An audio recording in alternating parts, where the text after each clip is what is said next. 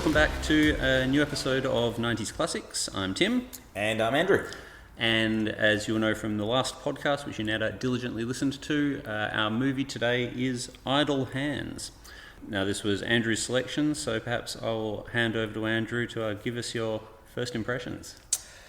Right, yes. How do I feel about calling out Idle Hands as the movie to watch? I do feel slightly conflicted, unsure how this has gone down. I would have to say it was not the movie I remembered. Your initial thoughts? Yeah, I mean, well, look, as I said in the previous one, so maybe a little bit of background for those who weren't following previously. So Idle Hands, 1999, horror comedy, I think it's safe to say. Devon Sawa and Seth Green being probably the biggest names, as well as Jessica Alba in a very, very early role. Look, I didn't remember it at all until I watched it, and then it sort of came back to me. I have plenty of positives written in my notes, but overall, I didn't think it was that wonderful. But interesting to hear your thoughts. I would concur. In fact, I think I'm a little harsher than that. I thought it was pretty average. And I'm not clear on how much of that is, in a shocking surprise, my mid-40s brain is different than my 21-year-old brain. We were perhaps a bit more forgiving back then. Yes, possibly. Perhaps there's just a hint of maturity, not too much. And how much of it is how much of it has aged. I was just generically a bit underwhelmed that it was neither particularly scary nor particularly funny. Yeah. Individual moments, yes, I've got some positives, but overall, it was neither of those two things, which is a problem for a horror comedy. Yeah, completely agree. And I mean, funnily enough, my overall feeling was it just wasn't funny enough. I mean, I think it probably tried to be more comedy than horror, and I'm not sure that I laughed out loud at all. There was some humorous moments, but yeah, it just wasn't really that funny. And because it really tried to be a comedy, it wasn't scary at all. There was some humorous and entertaining gore, which were some of my positive notes, but yeah, I mean, there was no point at which I was scared or excited. It was gentle amusement was probably about the highest level I achieved. I would concur with that. I had a note here that at the 23-minute mark, and I've not even internally giggled. Yeah. So I hadn't even cracked a smile by then. I thought, as we'll go into, it perhaps got a little better later, and I thought there was a little funnier later, and there was a couple of funnier moments. Whereas I actually thought the opening credits and the first 5 minutes, I hadn't remembered that scene at all, and I thought it was quite different tonally than the rest of the movie. I went, am I watching a hardcore horror movie? And I actually thought it was mildly disturbing, the writing on the ceiling, the overhead views and stuff. I was like, oh, am I in for a horror movie here? And it was passable as a horror movie, but then it went in a different direction. Yeah, I felt exactly the same. The first 5 minutes were actually quite scary. I'm like, oh yeah, I'm saddling in. And then that was really the last time it tried to be scary. Yes. And as I said, the first scene I don't recall being funny at all, so it didn't really give us an introduction to what the movie was going to be like. But well, okay, so I think it sounds like we're both on the overall same page, but maybe let's start with some positives. I'd have to say the positives were probably more individual scenes than any overall stylistic element or something. I think as sort of covered, it was a bit underwhelming from that perspective. So what we had, to the degree that there were positives, were varying shots and varying scenes that were clever or amusing. I mean, I would normally start maybe with some of the actors or actresses or characters. Really didn't like any of them all that much, so I struggled with that. I mean, yeah. I've got here, dog was awesome. So the dog was a positive. Yeah, well, I also had one of my favourite moments was when Devon Sawa was pushing the dog forward. I don't know if you remember that, because Devon Sawa was too scared, so the poor dog was sitting down being pushed along the floor. I thought that was quite funny. I thought the muting of the dog was quite good, when he closed his hands over the dog's snout and the entire movie went silent. I actually thought that was good. I mean, let's talk about Devon Sawa, because the movie hinged significantly on what was quite a difficult role. My positive, great hair. I always wanted that sort of hair back in those days, and I'm still jealous of it. He had a great set of hair. I mean, a very good-looking boy. Beyond that, look, I mean, it was a game effort. You know, he put a lot of he threw himself into the role. Whether he was fully up to it or not, I'm not completely convinced. I basically agree. He didn't do it for me. Apparently he was a child star. I didn't realise this, but he was in Casper the Friendly Ghost. Oh, yeah. Because my partner was right into him because he was a young boy heartthrob kind of thing. And already by that point in time, I feel like he was aging a little.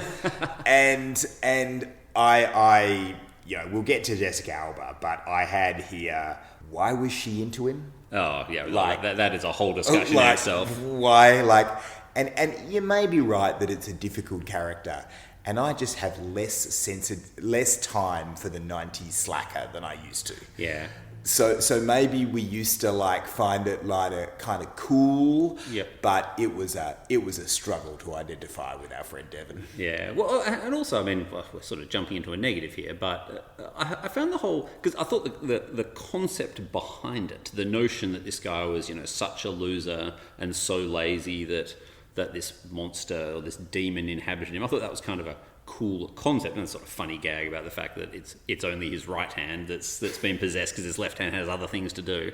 But I mean, they didn't really actually build that up that much. He didn't seem like that much of a slacker, to be honest. He seemed like a pretty normal guy who got up in the morning and smoked weed and then went around to his friend's place. I'm like, they didn't really build him up that much to be a super slacker. And then even once he got possessed, he had plenty of energy after that. Yeah, so relative amount of drive. Yeah, actually, exactly. The demon was good for him. Exactly. So I thought that the fundamental concept, whilst clever, wasn't particularly articulated all that well. Well, I did find it funny that the two guys, the ones who he killed and then came back as zombies, the entire explanation as to why they did that, it didn't seem to have any relationship to the thing that had actually inhabited him. It was just because they saw the light at the end of the tunnel and were too lazy to go there. That was actually genius. My next positive, best line in the entire movie. We figured, fuck it. I mean, it was really far. Yeah. that was exactly. Actually, that was I think my only laugh out loud moment. Yeah. But I had a few positives, and some of these I'm now a bit vague as to what exactly they meant. But I had eating the blood sandwich was great. I think some blood was dripping on a sandwich, and he ate it. That was sort of a good gross out moment. The cat with the eyeball. Can't remember what that. Yep. Do remember that? Yes, good. This is a real 90s thing. The fact that Offspring were in it, and then I was trying to work out who the punk band were, but they were distinctly a 90s punk band. Yep. And then the fact that he actually he got a great scalping. That was pretty good. Pretty cool. That was a good death. That one actually. Yep. And I think when he microwaved the hand, and some kind of good gore, it wasn't just a sort of splatter. It was blood shooting everywhere. I thought that was quite. So that's almost why I look back at my notes and think, yeah, that was really good, whilst then remembering, actually, it just didn't, as you correctly say, quite a few decent moments, but didn't quite come together.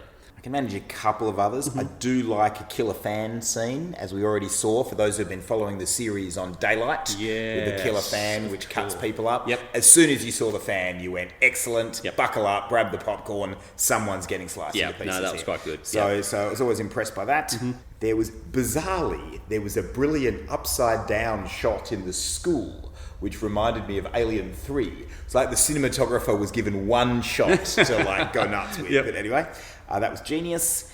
The hand on the window of the car, coming up and over. In fact, generally, I thought once the hand was cut off, the hand was more interesting. Yeah, agreed. The whole bit around him sort of holding his own hand and stopping it. That got old really quick. I really think it did. Whereas once the hand was kind of a spider-like creature that was crawling around, it was a bit disturbing. Yeah. I mean, of course, because I think you're not so much a fan of the Evil Dead movies, if I recall. But I've seen them. Because you realise that this entire movie is a shameless rip-off of Evil Dead 2.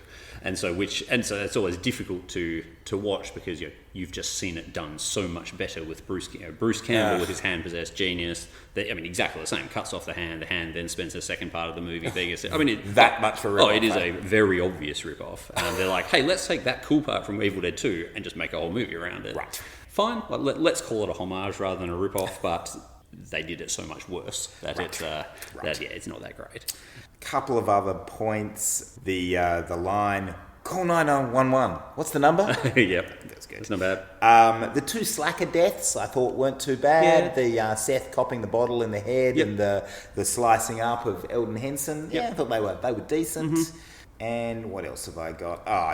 Just a bit of there is a bit of 90s nostalgia about the weed and the weed and the slackers and the kind of thing. I was able to empathise for a few minutes. Yep. I'm probably running out of positives at about that time. Yeah. All right. Well, look, what are some of the negatives? Well, actually, maybe this is not a negative or a positive, just a neutral. The Randy character with the awesome name Jack Noseworthy. Yes. Just possibly the most 90s looking person that you could ever have. And I'm not sure if you've noted this, but he was the guy in the video clip for Always, along with Carla Gugino and Kerry Russell, of all people. And he was the guy who cheats on Carla Gugino with Kerry Russell and then gets inexplicably pissed when Carla goes off and finds a new boyfriend and burns down his apartment. It's a very specific memory. Yeah. What is Always? Always, the song, the Bon Jovi song, Always. Okay, right. This all happens in one film clip, yes, does it? Yeah, all 5 minutes of genius. And Bon Jovi had that much pulling power that he had Carla Gugino, Kerry Russell, and it would seem the great Jack Noseworthy. Well, I don't think any of them were known at that stage. Oh. Yeah, so because that was, 93 or something. I must go find this. Yeah. Oh, it's a great video clip. And and just, it could not be more 90s, amongst other things, because it has the mighty Jack Noseworthy in it. So. And was the mighty Jack Noseworthy mighty? Oh, like he was, in the movie, look, he was, he was, much like the rest of the movie, he was fine, but nothing particularly spectacular. Yeah. It was desperately calling for somebody to take the movie by the scruff of the neck. Yeah. I think in one we watched a couple of movies ago, I'm desperately trying to remember. Now, well, Buffy, Christy Swanson at least, I thought good from start to finish, elevated her material. Yep. There was no one in here that, I thought it might be the Vivicia A. Fox. Yeah. Because she was in Eraser with Arnie, I believe. Yep. She had a bit of a career for a while. Yeah. And slightly older. I thought it would be the sort of the credible role that would come in. Mailed it in. Yeah. And in fact, really had nothing to do, and what she had to do didn't do well. Yeah, and that plot with her and Randy in fact, I pretty much would have forgotten it if I hadn't taken note of it. It was a bit pointless. I mean, at least the three main guys were kind of fun to watch. They were just, I suppose, exposition and were supposed to do something, but it just never worked. Yeah. Were they funny? Yeah. Yeah. I had a couple of individual moments, but it was mildly at best. Yeah. It was gentle comedy, and I don't think it was supposed to be. It was supposed to be laugh out loud, and it never really landed it. Well, okay, and so we haven't spoken about a large part of the topic of the introduction last week about Jessica Alba.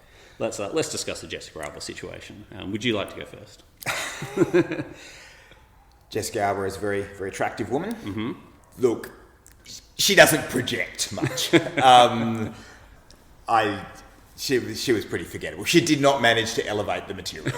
As the name that I would say is the name that probably went on to have the biggest career and was pretty famous and in some pretty big movies.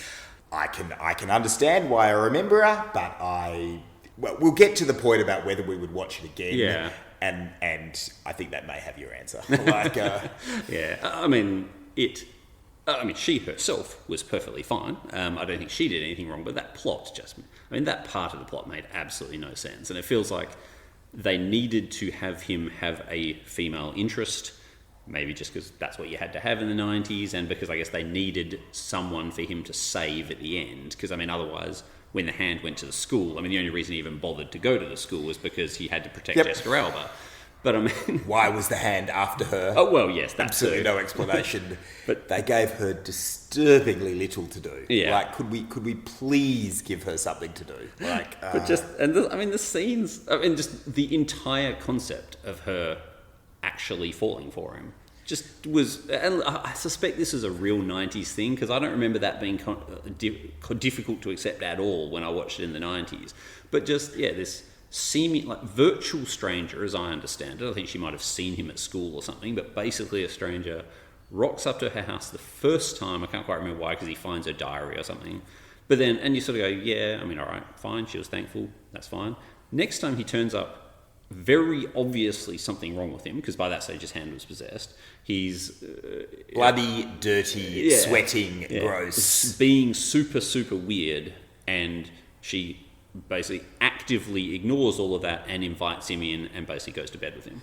It's like, it was so bizarre that I was thinking, is there something, like, has she been possessed? Is something happening here? And it wasn't until the credits rolled again, oh no, I think they were just suggesting she actually just fell for him. And is that this slacker trope thing that we're supposed to believe that was a woman's desire at the time, was a dude that sat around and smoked weed? Yeah. Basically, like, it was. Oh, I struggled with that arc. Yeah. I would have to admit, just like, I think I've got here, like, why was she into him? Like, and then there's suddenly, and it's sort of not even just a once off. It's like, oh no, now they're in a serious relationship where they're like, he's protecting her life, and she seems to be completely fine with the fact that he's turns up with only one hand now, and it all just was super weird. And also, let's take a moment to appreciate the most shameless piece of semi-nudity in cinema history. Ripping off the clothes, basically in the very last scene, for no reason other than, I assume, to put it in the preview. It's just completely absurd. My partner was going, like, why is she on the top of the car? Yep. And then the thing happens, like, oh, that's why she's on top of the car. Yep. Because they've totally positioned the scene to do that.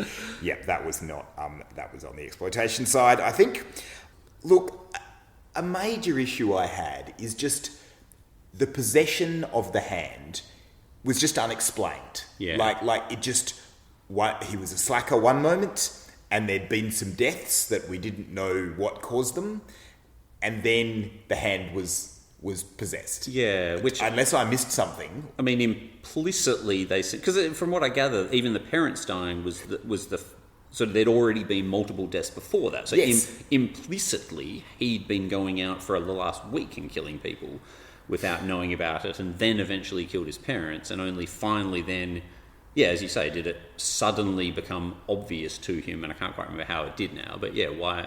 Yeah, exactly. I mean, the whole thing was, it was almost like... ham-fisted, one might say. Indeed.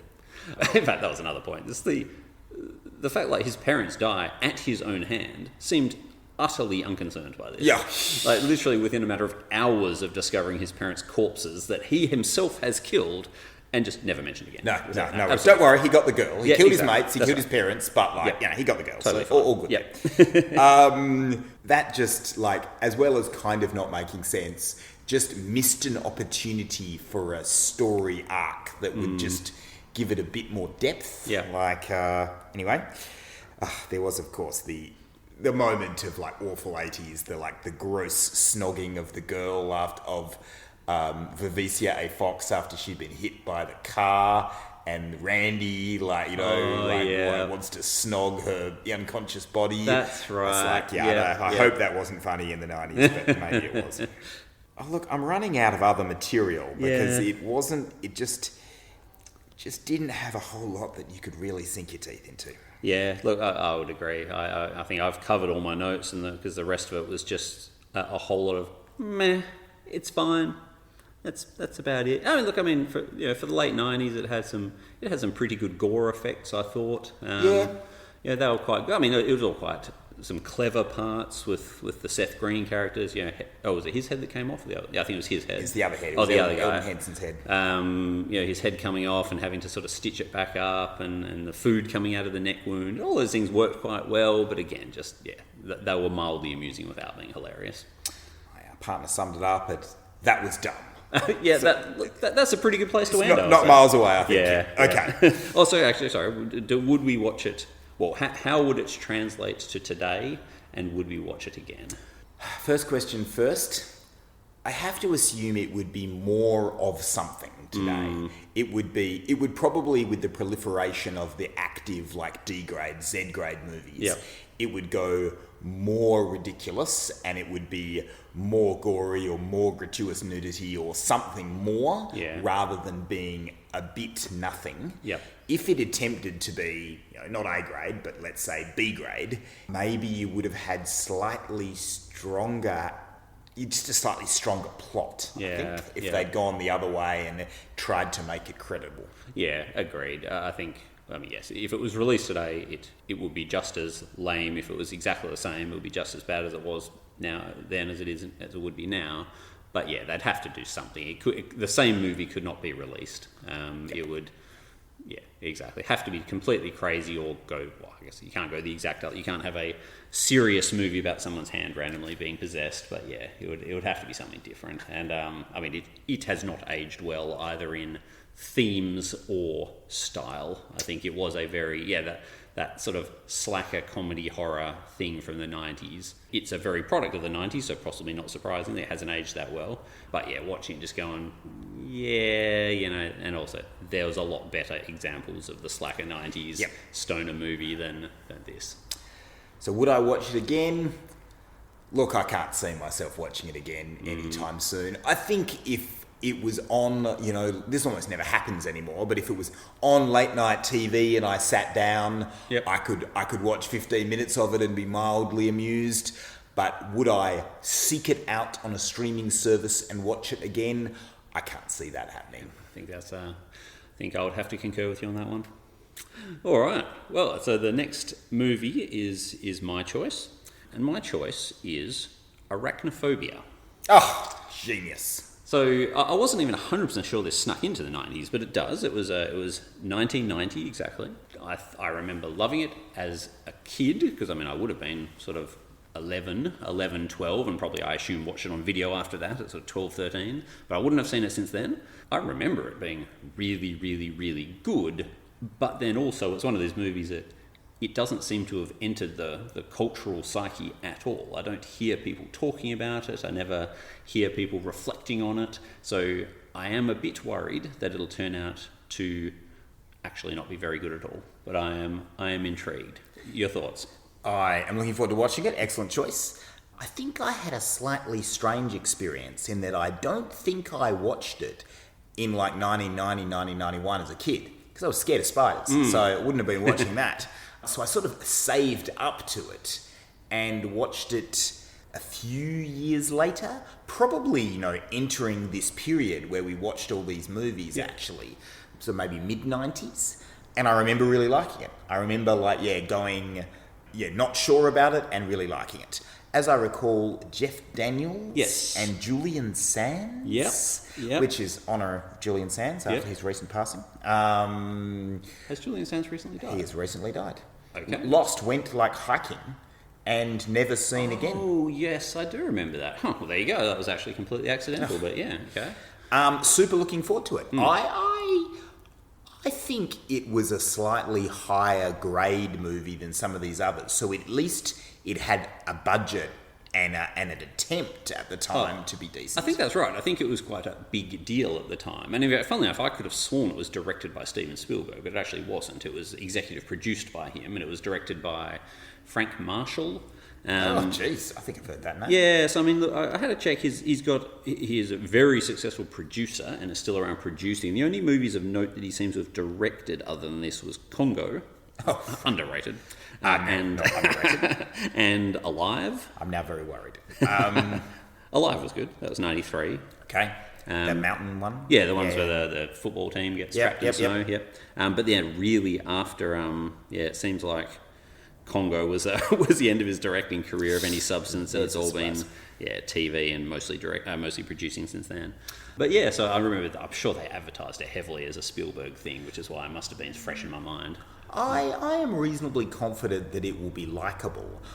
In my mind was it kind of pitched at kids or early teenagers, or was it an adult movie? I don't really recall. Good question. Because I have clear memories of there being some really quite scary scenes. I actually have some quite clear memories of individual scenes, despite not having seen it for 30 years. But of course, maybe they were scary to an 11, 12-year-old and will not be scary to a 45-year-old. I will find out. I'm very confident I've only seen it once, and I like a spider movie, and I have clear memories of some later spider movies, but really not a single memory other than the sudden flash of who was in it. Yep. Bring it on. Yeah, and of course you remember the big cameo by John Goodman. I do not, but also rest in peace. Absolutely. That's actually one of my most clearest memories, because he comes in as the pest inspector, a very over the top performance. And I'm not sure if he was already known by then or not, but But yeah, so the main stars, Jeff Daniels, Julian Sands, and John Goodman is the other one. Excellent. Looking forward to it. All right, we'll be back. Cheers.